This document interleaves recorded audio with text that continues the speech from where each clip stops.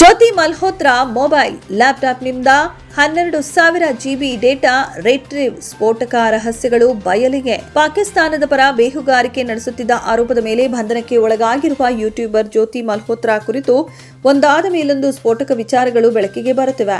33 ವರ್ಷದ ಯೂಟ್ಯೂಬರ್ನ ಡಿಜಿಟಲ್ ಸಾಧನಗಳನ್ನು ಪರಿಶೀಲಿಸಿದ ಹರಿಯಾಣ ಪೊಲೀಸರು ಹಲವು ರಹಸ್ಯಗಳನ್ನ ಬಯಲಿಗೆಳೆದಿದ್ದಾರೆ. ಪೊಲೀಸ್ ಮೂಲಗಳು ಹೇಳುವಂತೆ ಜ್ಯೋತಿ 4 ಪಾಕಿಸ್ತಾನಿ ಗುಪ್ತಚರ ಏಜೆಂಟ್ಗಳೊಂದಿಗೆ ಸಂಪರ್ಕದಲ್ಲಿದ್ದರು.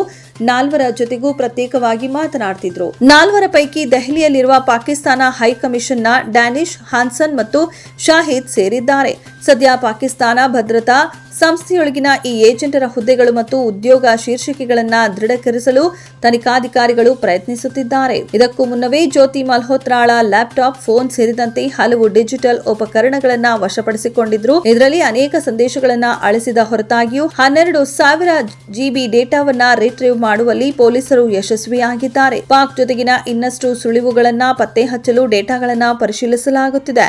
ಇನ್ನು ಈ ಡೇಟಾಗಳ ಪ್ರಕಾರ ಯೂಟ್ಯೂಬರ್ ಜ್ಯೋತಿಗೆ ತಾನು ಮಾಡ್ತಿರೋದು ISI ಅಧಿಕಾರಿಗಳ ಜೊತೆ ಎಂದು ಗೊತ್ತಿತ್ತು. ಆದರೂ ಭಯ ಇಲ್ಲದಂತೆ ಅವರೊಂದಿಗಿನ ಸಂಪರ್ಕವನ್ನ ಮುಂದುವರೆಸುತ್ತಿದ್ದಳು ಅನ್ನೋದು ತಿಳಿದು ಬಂದಿದೆ. ಇನ್ನು ಪಾಕಿಸ್ತಾನ ಪ್ರವಾಸದ ಸಮಯದಲ್ಲಿ ಜ್ಯೋತಿ ಮಲ್ಹೋತ್ರಾಗೆ ನೀಡಿದ VIP ಸ್ವಾಗತದ ಬಗ್ಗೆ ಈಗ ಭಾರಿ ಅನುಮಾನ ಮೂಡಿದೆ. ಪಾಕ್ನ ಭದ್ರತಾ ಮತ್ತು ಗುಪ್ತಚರ ಅಧಿಕಾರಿಗಳು ಭಾಗವಹಿಸಿದ್ದ ಉನ್ನತ ಮಟ್ಟದ ಪಾರ್ಟಿಗಳಿಗೆ ಆಕೆಯನ್ನ ಆಹ್ವಾನಿಸಲಾಗಿತ್ತು ಎಂದು ವರದಿಯಾಗಿದೆ. ಸದ್ಯ ಹರಿಯಾಣದ ಹಿಸ್ಸಾರ್ ಪೊಲೀಸರ ಕಸ್ಟಡಿಯಲ್ಲಿ ಜ್ಯೋತಿ ಇದ್ದಾಳೆ.